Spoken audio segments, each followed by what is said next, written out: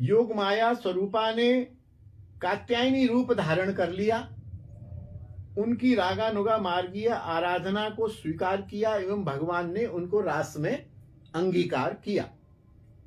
ये सब ब्रजकुमारियां साधन सिद्धा ऋषिचरी गोपियां थीं। ये नित्य सिद्धा ब्रज गोपियां नहीं थी। आप तो समझते हैं सब इस विषय को। नित्य सिद्धा गोपियां नहीं थी, नहीं तो कई लोग प्रश्न उठाते हैं कि गोपियों को भी उपासना करनी पड़ी। जो गोपियां हैं, अर्धांगिनी हैं, श्री कृष्ण की विलासिनी हैं, उनको कात्यायनी की उपासना कर ना ना ना ना, ये नित्य सिद्धा गोपियों ने नहीं करी, ये ऋषिचरी साधन सिद्धा गोपियों ने उपासना करी है। नित्य सिद्धा तो नित्य श्री कृष्ण से संबंध युक्त हैं, उन्हें इसके लिए कोई साधना नहीं करनी पड़ती, उनकी साधना तो पूरी हो चुकी है, उसका फल भी उन्हें प्राप्त हो चुका है।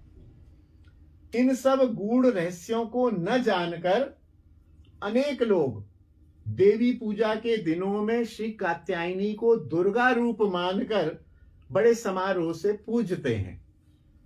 इस आराधना में श्री कृष्ण की मधुर रसात्मक गंध भी नहीं होती है। शाक्तों के भाव से और शाक्त तंत्रों के विधि विधान से पूजा करते हैं, लेकिन उन्होंने लिखा है जो जैसा करता है उसको करने दीजिए, कोई हानि नहीं है।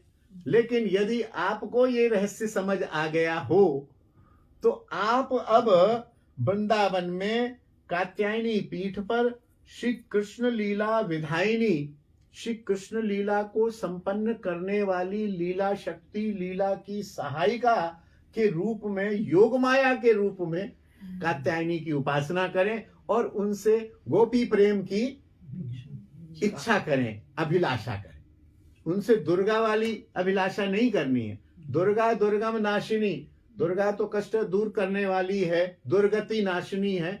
दुर्गा की बजाय हम इनको कात्यायनी माने, और कात्यायनी कौन है? महामाया, पूर्णमासी, लीला शक्ति, योग माया। योग माया की तरह से इनकी उपासना करके और श्री कृष्ण सेवा प्राप्ति की प्रार्थना करें। कृष्ण सुख सुखित्व, तत्सुख सुखित्व। ब्रजवासियों में और गोपियों में जो सबसे बड़ी वस्तु है वह है तत्सुख सुखित्व। कृष्ण, कई जगह देखा कि कृष्ण के पैर जो हैं, ये भी ग्रंथ है, बैठो पलोटत राधिका पायन। तो लोग कहते हैं, कह रहे यार ये राधिका जी उपास्य हैं कि कृष्ण जी उपास्य हैं?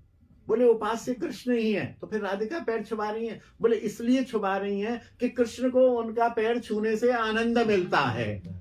मेरे को पाप लगे लगने दो, मेरे से अनियमितता हो जाए। वो जो पेट दर्द वाला उदाहरण है, ब्रज मंगाई थी, तो गोपियां बोली रुक्मिणी ने नहीं दिया, सत्यभामा में नहीं दिया, किसी ने नहीं दिया, यहां तक कि नारद जी ने भी नहीं दिया।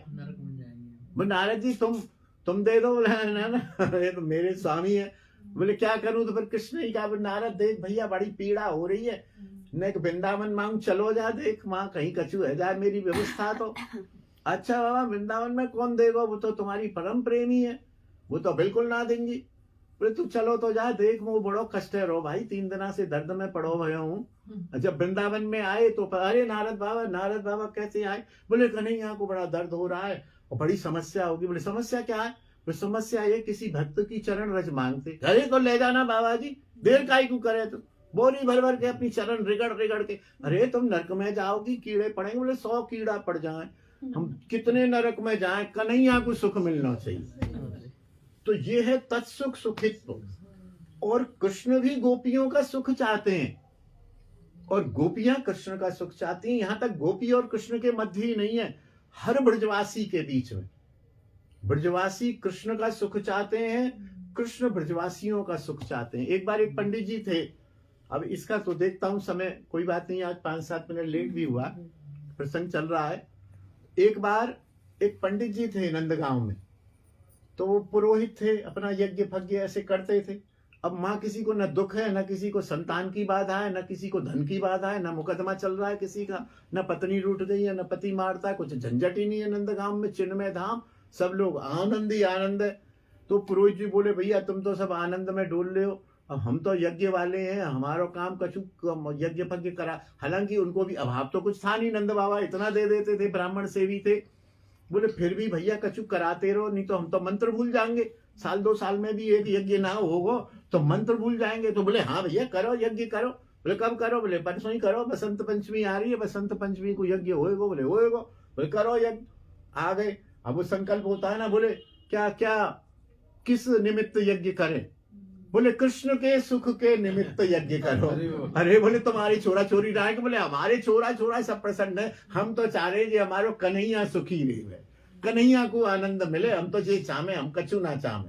तो कन्हैया, अच्छा फिर कन्हैया के सुख की कामना भी क्यों? कि वो देखते थे कि कभी पूतना आ रही, अभी कछु दिन भये, फिर वो कोई बकासुर आ गया, फिर कोई अगासुर आ गया, फिर कोई तृणावर्त आ गया।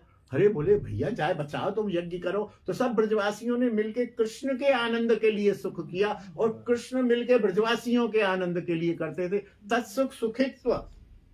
और ये एक भैया लोग बहुत बड़ी बात है कि आप मेरा सुख चाहो और मैं आपका सुख चाहूं, तो मुझे बताओ कोई सुख से वंचित रहेगा? क्यों जी? और यदि आप अपना सुख चाहो और मैं अपना सुख चाहूं तो वंचित रह जाएंगे ना। आजकल सभी यही स्थिति में, अपना अपना अपना अपना चाहिए सबको। अगर हम दूसरे के लिए लग जाएं तो कोई दुखी रहेगा ही नहीं। तत्सुख सुखित तो एक ऐसा मंत्र है कि किसी को दुख नहीं होगा। तो तत्सुख सुखित तो ब्रजवासियों में, इसीलिए ठाकुर कहते हैं ब्रजवासी वल्लभ सदा मेरे जीवन प्राण, इन्हें न कभू बिसारियों मोहे नंद बाबा की आन। नंद बाबा अपने पिता की कसम एक ही जगह खाई है, कहीं नहीं खाई ठाकुर ने, एक ही जगह खाई है।